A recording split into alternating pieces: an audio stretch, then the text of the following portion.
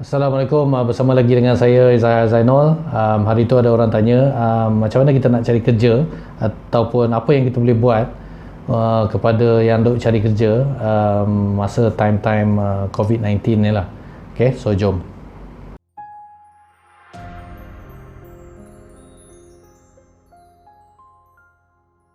Okay, so tips yang pertama is kita kena strengthen kita punya connections lah. Maksudnya secara offline dan online. Offline ni siapa? Kawan-kawan kita, kawan kerabat kita. So kita keep in touch balik dengan diorang, bagi tahu kat diorang yang kita tengah cari kerja dan apa kita punya kelebihan, pengalaman ke education ke kerja passion apa kita cari. So we let them know lah, manalah tahu ada seorang dua yang ada lubang-lubang kerja yang boleh ambil, yang boleh recommend kat kita lah kan. So kita kena bagi tahu dia orang ni sebab kalau kita tak bagi tahu nanti dia orang tak tahu kan.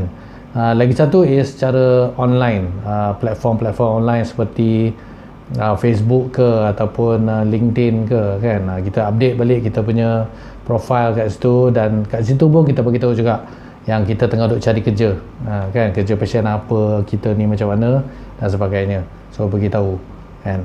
Next tip is kita kena pilih industri lah kan. Banyak industri dan banyak syarikat-syarikat yang memang badly hit by this COVID-19, tapi ada juga industri dan juga syarikat-syarikat yang disebabkan COVID ni lagi dia maju kan. Jadi company yang maju-maju ni dia orang perlu expand kan. Jadi dan bila dia orang expand dia orang perlukan pekerja. So kita kena pilih industri, kita pilih mana yang tengah duk okey lah sekarang ni. Next tip is kita ambil peluang ni, kita revamp balik kita punya resume ataupun CV. Buat balik, update kita punya current career achievement, kita update kita punya skill level, kita update segala lah termasuk gambar-gambar sekali kita update. Kita make ready untuk kita shoot kat company-company lain. Lepas tu masa kita duk minta kerja tu, kita baca job description dan kita highlightkan job description yang ada orang cari dengan kita punya skill ataupun pengalaman ataupun education. So kita highlightkan so that dia orang nampak. Jadi kita mungkin akan lagi lebih menonjol lah kan di mata dia orang. Next tip is kita juga boleh ambil peluang ni untuk improve kita punya diri sendiri lah, in terms of kita punya knowledge, kita punya skill kan. So kalau you dalam HR, jadi apakah area-area dalam HR yang kita boleh improve. Contohnya macam mana kita nak guna HR software, ataupun macam mana kita nak buat payroll menggunakan perisian apa-apa ke kan. So banyak online courses yang kita boleh ambil. Saya suka courses yang ujung-ujung tu dia bagi kita sijil kan, sebab beza kalau kita setakat tulis saja kat dalam kita punya resume ataupun CV yang kita tahu buat benda tu. Dia beza dengan kalau kita boleh ada sijil.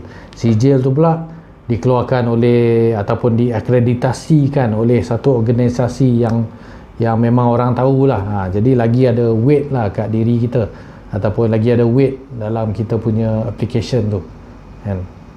Next tip is kita kena be flexible lah. Kita janganlah terlalu orang kata apa rigid sangat.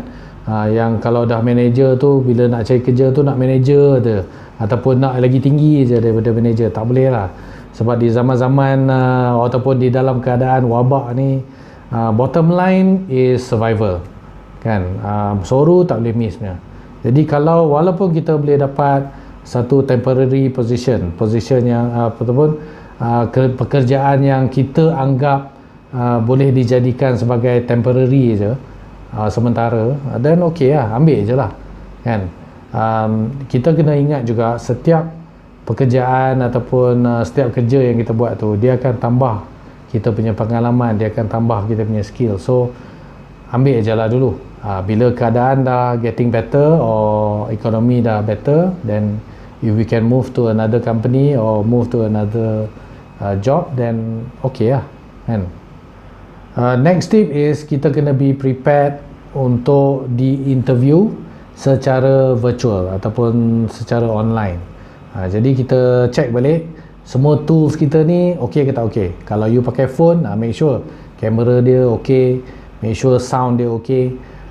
Lepas tu the quality of the video lah on your side, okay, di sebelah you.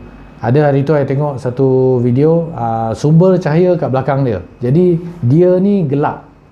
So macam mana orang nak tengok you kan? Lepas tu ada juga satu video, dia punya bunyi sekeliling dia tu mengganggu. Contohnya bunyi workshop ke kan, apa semua, duk vroom sana vroom sini, duk wek sana wek sini.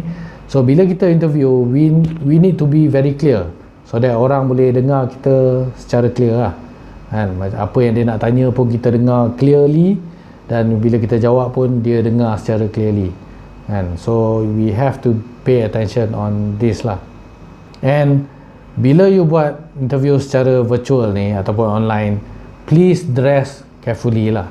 You dress as though macam you nak pergi interview secara fizikal kan. Orang tahu you duduk kat rumah, jadi kalau orang yang tengah duk pakai baju kelawar lah, tak baju apa lah, dengan apa bedak sejuk bertempek lah, you tak boleh lah kan. Sebab you kena treat this interview macam you interview betul-betul lah kan.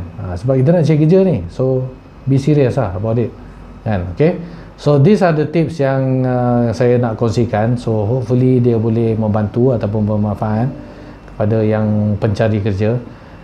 Yang mana yang ada kerja, lepas tu duk fikir-fikir nak cari kerja lain, so I would say macam tengok dulu keadaan. Kalau okey baru pindah, kalau tak okey stay dulu, relax dulu, sebab keadaan pun tak berapa baik sekarang ni. Dan as usual, please like, share and comment and subscribe to my channel. Kalau you ada benda nak discuss, just masukkan kat ruangan komen tu, ataupun you boleh direct message saya lah. So all the best to everybody. So assalamualaikum.